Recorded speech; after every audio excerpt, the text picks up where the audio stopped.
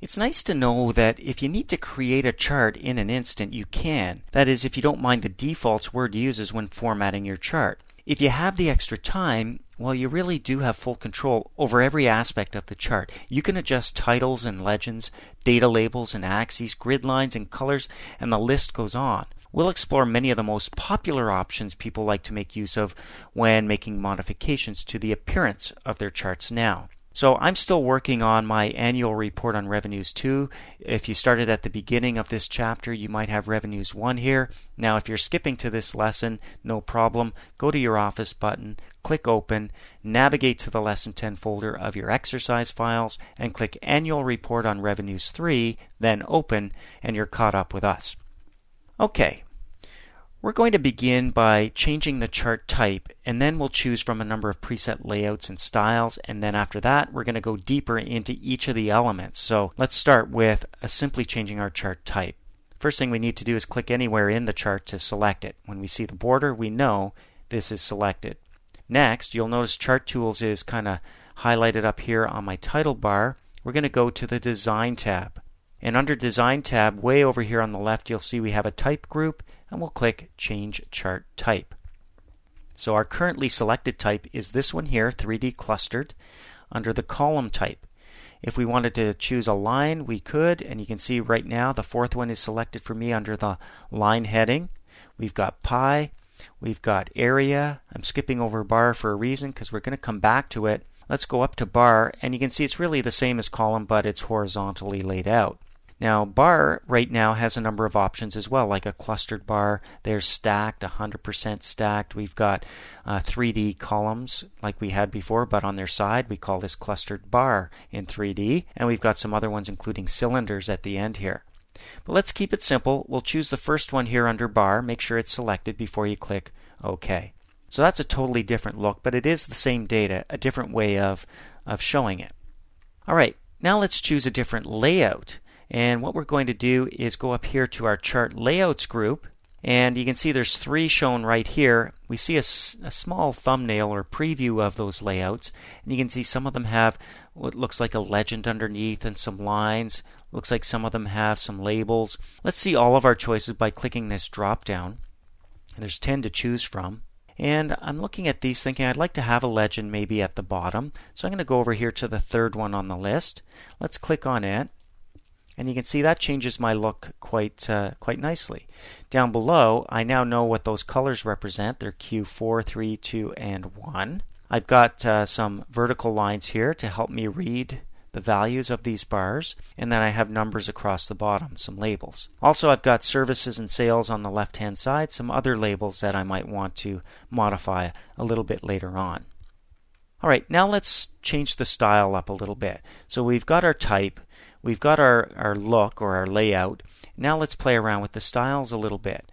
So we'll go up to our chart styles, and there's 4 that we can see right off the bat. But there is over here a scroll bar and a drop down. When we click the drop down, watch this. Wow, lots to choose from, and they're kind of color schemed together.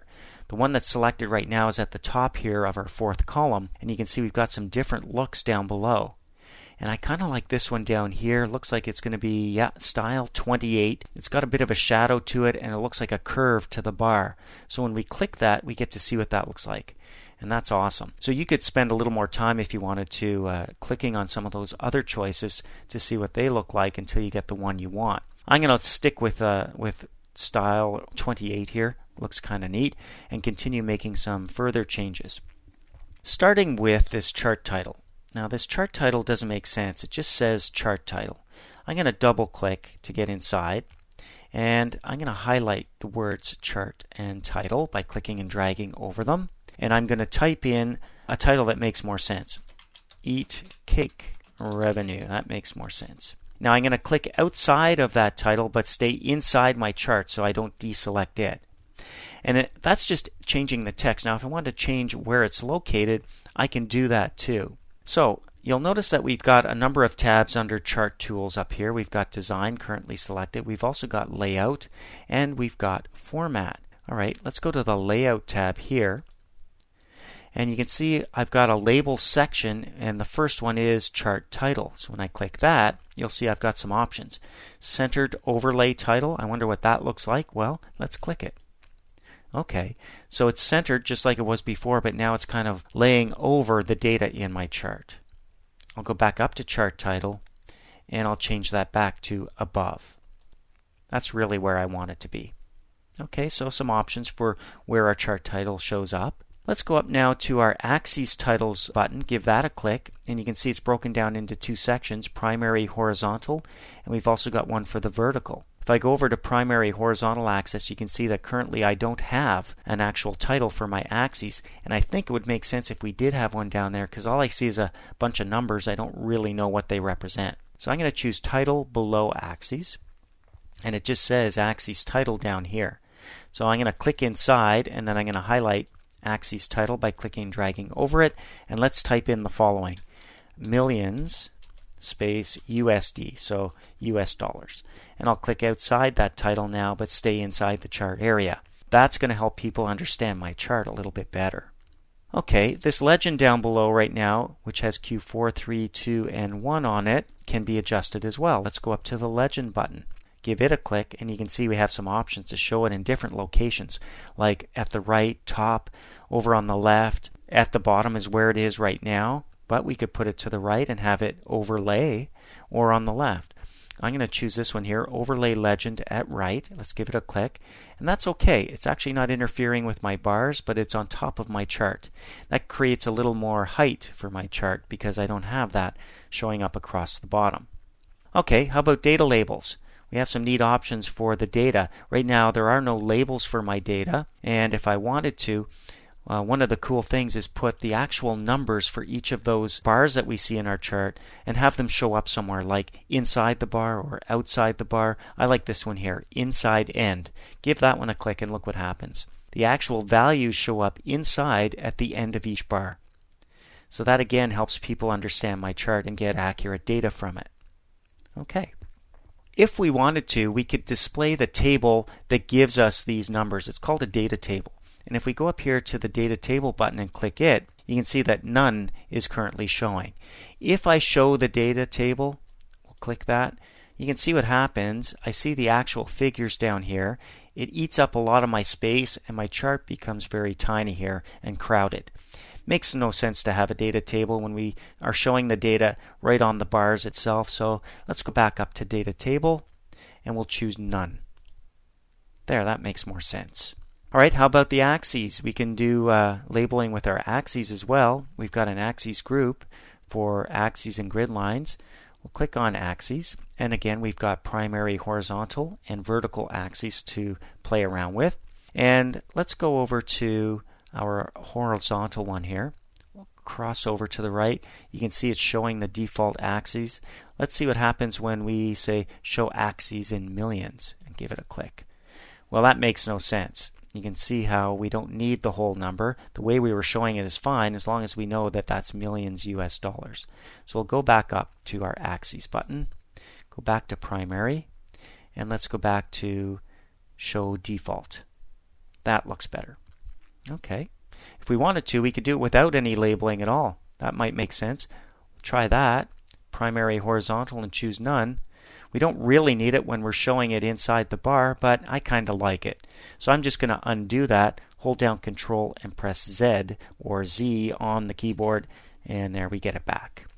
Okay, now the plot area. We want to make sure we're inside our chart again, and we can adjust this area down below, which is called our plot area, where the bars actually show up. I don't want you to click on the plot area. I just want you to be inside the chart area when you click to select the chart. But we can adjust the plot area by clicking this button up here. And this is kind of neat. We want the plot area shown, and that's already selected, but we're going to go to more plot area options. And you can see automatic is currently selected. I'm going to move this out of the way a bit so you can see what happens when we choose something like picture or texture fill. Fill is selected on the left, and we can change the fill, the border, the style of the border, shadow, and even 3D format it. But right now, leave fill selected, and let's choose picture or texture fill. And as soon as we do, you can see what happens. There's a fill in the background here. And it's based on these textures. And we click the drop down, you can see we've got a number of choices. If we choose canvas, you can see the difference in behind here. I'm going to go back and choose something that really makes sense, and with my color scheme, this pink tissue paper. Give it a click and you can see the preview in behind. So we've made that change. Alright, we'll click close to see the full chart, and click inside the chart area to see what that looks like. That's kind of cool. Alright, let's take a look at a couple of other changes we can make from the Format tab up here under Chart Tools. And here you can see we've got a number of groups like Current Selection. There's our Shape Styles. We've got Word Art Styles. And we've got an Arrange group and Size group here as well. We won't go through everything here, but under the Format tab, I want you to click on the Border Around Bars. So we've got over here under our Shape Styles, we can put a border around our bars if we wanted to. And you can see as we hover over these, what happens. Now this is the border around our entire area. The border around bars is a little bit different. If we go over here to our bars down below and click on them, and we hover over these, you can see that changes the border around the bars that are selected. So if we don't want to make a change, no problem, just don't select something from the shape styles. So our borders can affect our plot area, our entire chart, or if we click on bars, well, we can change the look of those too. But I like the way they are right now, so I'm just going to click in here and deselect any bars that might be selected. Alright, how about we alter some of our text now? Like this Eat Cake title here. It's kind of plain, it's black. I'm going to click on it right now. So make sure you click on it. And let's go to the Word Art Styles, and we'll go to the drop down here, because right now we're seeing three options, three choices, but if we click the drop down, we're going to see there's plenty more to choose from.